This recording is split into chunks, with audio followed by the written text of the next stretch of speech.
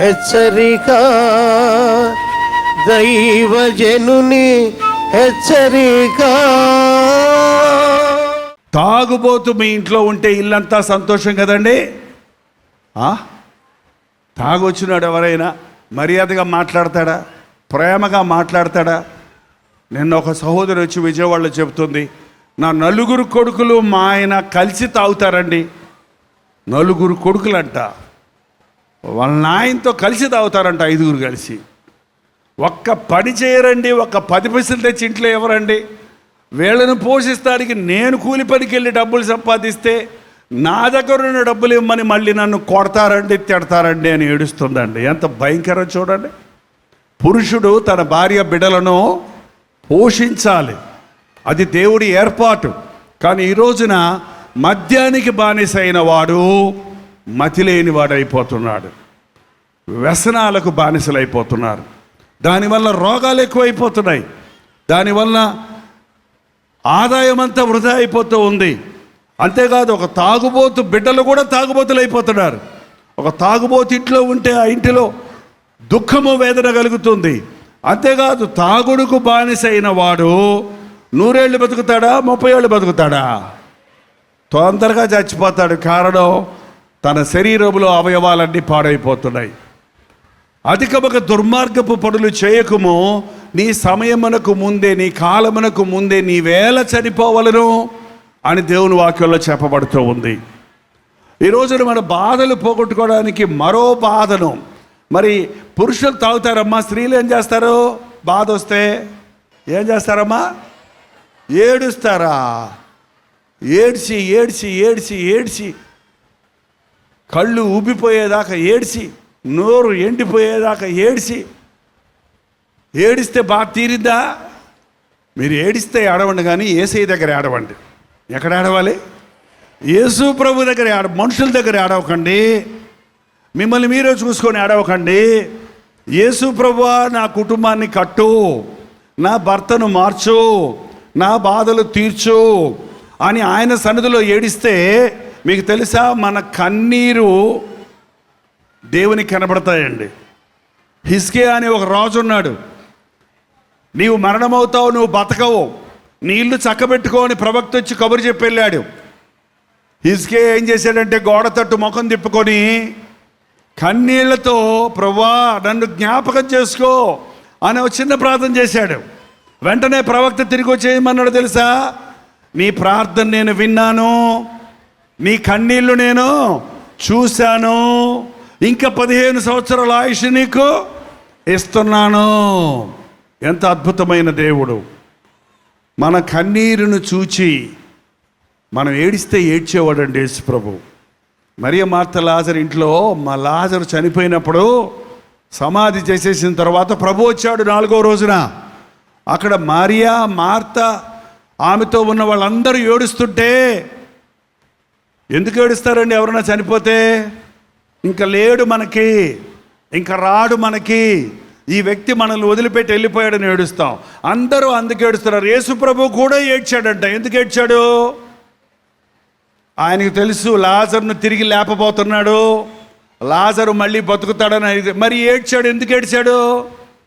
అక్కడున్న వాళ్ళందరూ ఏడుస్తుంటే వాళ్ళ మీద ఉన్న ప్రేమను బట్టి యేసు కన్నీళ్ళు, మీకు తెలుసా మనం ఏడిస్తే మన యేసు ప్రభు ఏడ్చే దేవుడు అండి.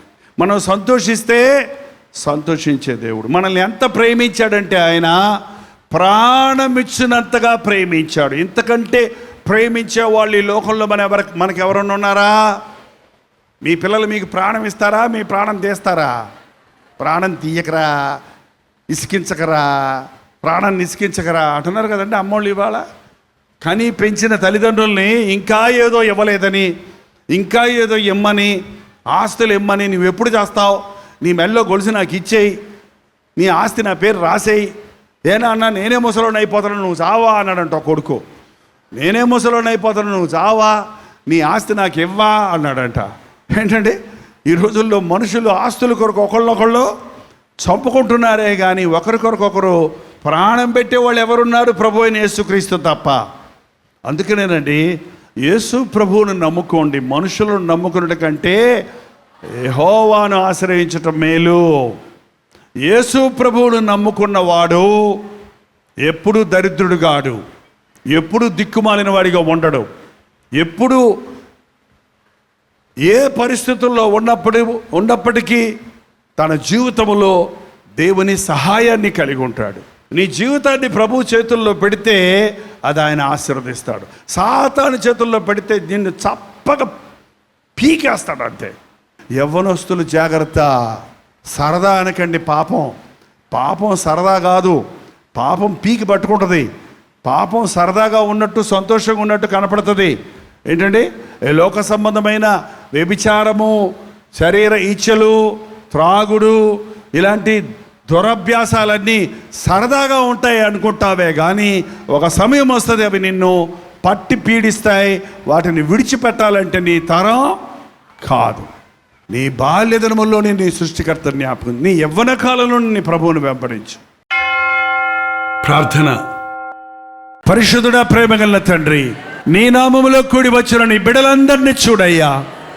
నిన్ను నమ్ముకున్నామని చెప్పే వీరి జీవితాల్లో ఉన్న సమస్యల నుంచి విడిపించు నాయన.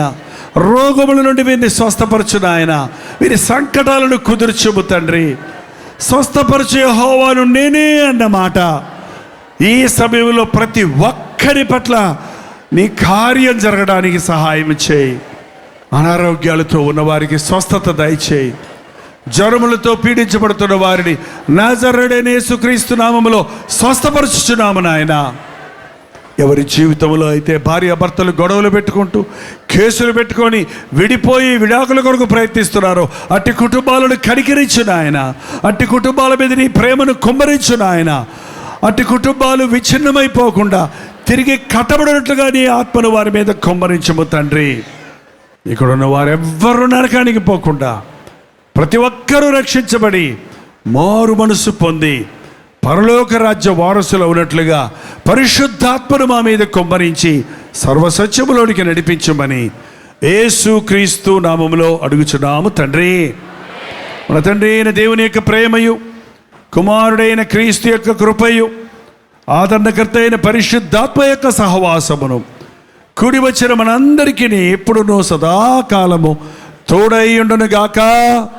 ఆమేన్, ఆమేన్, ఆమేన్.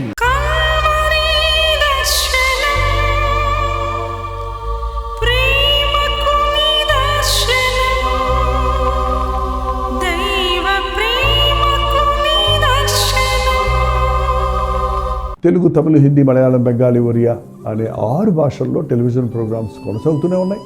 భారభరితమైన పరిచయంలో మీరు సహకరించాలని ఆశిస్తే, ప్రభువును ప్రేరేపిస్తే మీ విరాళాలు, కానుకలు డాక్టర్ జై ఫౌండేషన్స్ అనే ట్రస్ట్ నెంబర్కి మీరు పంపించవచ్చు. అవి నేరుగా టీవీ ఛానల్స్కి వెళ్తే అందులో ఏది మేము మా సొంత ఖర్చుల కొరకు ముట్టుకోవటం లేదు, వేరే పరిచయ కొరకు ముట్టుకోవటం లేదు. టెలివిజన్ పరిచయలో ఇంకా సువార్త అనేది వారికి అది అందించాలని ఆశతో ఒక 20 సంవత్సరాలుగా కొనసాగుతున్న పరిచయం కొరకు ప్రార్థించండి, మీ సహకారాన్ని అందించండి. ఈ విషయం మీకు ఇంకా వివరాలు కావాలంటే 89393939 అనే నెంబర్కి మార్నింగ్ 10 నుంచి ఈవినింగ్ 10 లోపల మీరు ఫోన్ చేయండి. వివరాలు గురించి తెలియజేస్తాను.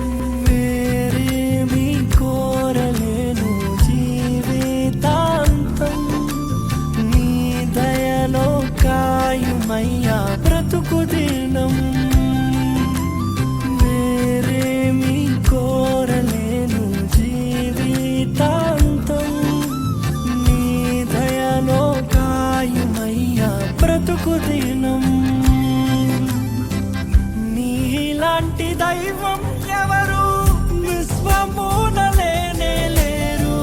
నీలాంటి దైవం ఎవరు విశ్వమున లేనే లేరు. పరమ తండ్రి నీకే వందనా, నీదు బిడ్డగానే సాగేదా.